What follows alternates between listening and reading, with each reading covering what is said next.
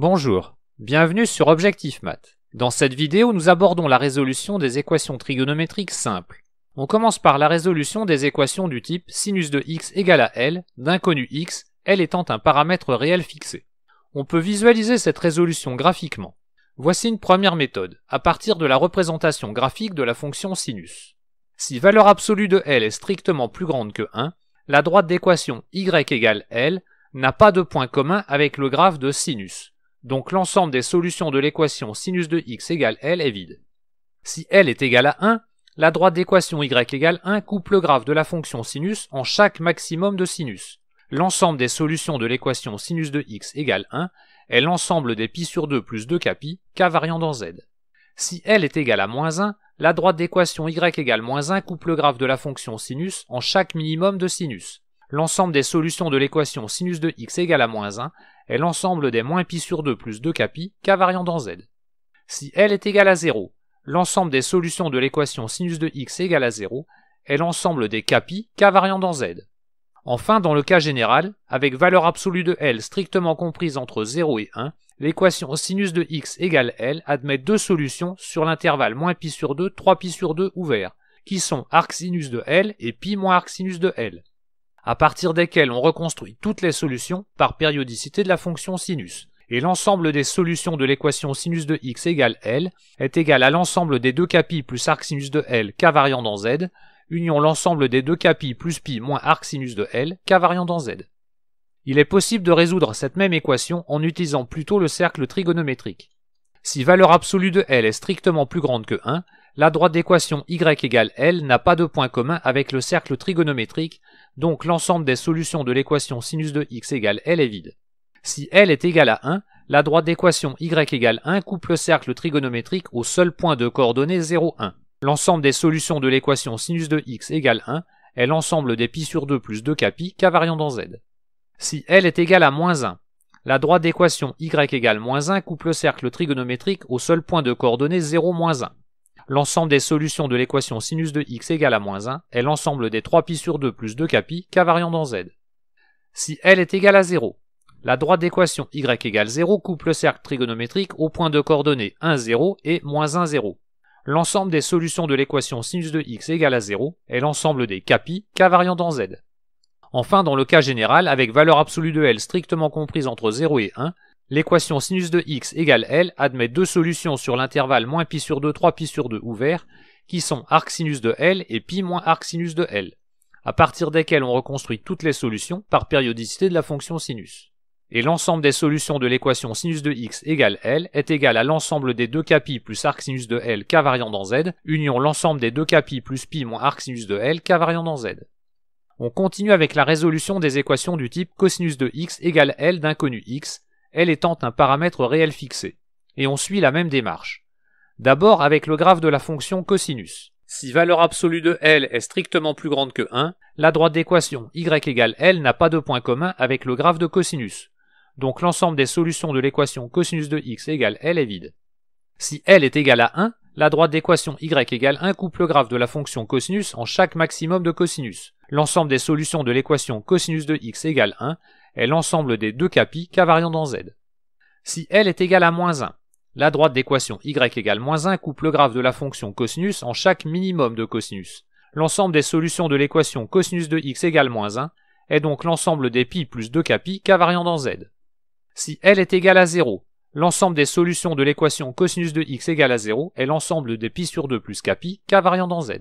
Enfin, dans le cas général, avec valeur absolue de L strictement comprise entre 0 et 1, l'équation cosinus de x égale L admet deux solutions sur l'intervalle moins pi ouvert, qui sont arccosinus de L et moins arccosinus de L, à partir desquelles on reconstruit toutes les solutions par périodicité de la fonction cosinus. Et l'ensemble des solutions de l'équation cosinus de x égale L est égal à l'ensemble des 2k plus arccosinus de L k variant dans z, union l'ensemble des 2k moins arccosinus de L k variant dans z.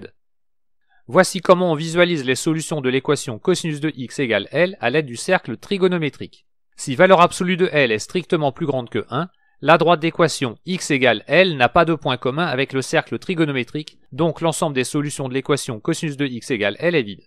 Si L est égal à 1, la droite d'équation x égale 1 coupe le cercle trigonométrique au seul point de coordonnées 1, 0. L'ensemble des solutions de l'équation cosinus de x égale 1 est l'ensemble des deux k pi k variant dans z. Si L est égal à moins 1, la droite d'équation x égale moins 1 coupe le cercle trigonométrique au seul point de coordonnées moins 1, 0. L'ensemble des solutions de l'équation cosinus de x égale moins 1 est l'ensemble des pi plus 2k pi k variant dans z. Si L est égal à 0, la droite d'équation x égale 0 coupe le cercle trigonométrique au point de coordonnées 0, 1 et 0, moins 1. L'ensemble des solutions de l'équation cosinus de x égale à 0 est l'ensemble des pi sur 2 plus k pi k variant dans z. Enfin, dans le cas général, avec valeur absolue de L strictement comprise entre 0 et 1, l'équation cosinus de x égale L admet deux solutions sur l'intervalle moins pi pi ouvert, qui sont arccosinus de L et moins arccosinus de L, à partir desquelles on reconstruit toutes les solutions par périodicité de la fonction cosinus. Et l'ensemble des solutions de l'équation cosinus de x égale L est égal à l'ensemble des 2k pi plus arccosinus de L k variant dans z, union l'ensemble des 2k pi moins arccosinus de L k variant dans z. On étudie maintenant les équations du type tangente de x égale L d'inconnu x, L étant un paramètre réel fixé. On commence en s'aidant de la représentation graphique de la fonction tangente. L désignant un réel quelconque, la droite d'équation y égale L coupe le graphe de tangente. Il y a une unique solution dans l'intervalle ouvert moins pi sur 2 pi sur 2. Et toutes les autres solutions s'en déduisent par pi périodicité de tangente. L'ensemble des solutions est donc l'ensemble des k pi plus arctangente de L, k variant dans z. On peut aussi utiliser le cercle trigonométrique pour résoudre l'équation tangente de x égale L. On considère la tangente au cercle trigonométrique passant par le point de coordonnées 1, 0. Pour chaque réel L, la droite d'équation y égale L coupe cette tangente en un unique point. La droite passant par ce point et l'origine du repère recoupe le cercle trigonométrique en deux points, ce qui fournit deux solutions. L'une d'elles est arctangente de L, l'autre est pi plus arctangente de L, et on en déduit toutes les autres par périodicité de tangente. L'ensemble des solutions de l'équation de tangente x égale L est l'ensemble des k pi plus arctangente de L, k variant dans z. Nous voyons maintenant ce qu'on appelle le déphasage. Étant donné a et b deux réels, non tous les deux nuls, on pose ρ la racine carrée de a au carré plus b au carré, c'est-à-dire que ρ est le module du nombre complexe a plus ib. Et on note phi, un argument du nombre a plus ib. Alors pour tout x réel, on a a cosinus de x plus b sinus de x est égal à ρ fois cosinus de x moins phi. Voici une première méthode pour établir ce déphasage. On factorise l'expression a cosinus de x plus b sinus de x par racine carrée de a au carré plus b au carré qui est non nul. L'intérêt de cette factorisation est d'avoir mis en évidence deux nombres, a sur ρ et b sur ρ, dont la somme des carrés est égale à 1, ce qui permet de les écrire comme le cosinus et le sinus d'un même angle phi. Et on peut donc écrire a cosinus de x plus b sinus de x égale à ρ, facteur de cosinus de phi fois cosinus de x, plus sinus de phi fois sinus de x, ou encore égal à ρ, facteur de cosinus de x moins phi. La deuxième méthode utilise les nombres complexes. On remarque que a cosinus de x plus b sinus de x est égal à la partie réelle de exponentielle de ix, facteur de a moins ib. Mais la forme trigonométrique ou exponentielle de a moins ib s'écrit a moins ib égale à ρ facteur de exponentielle de moins i phi.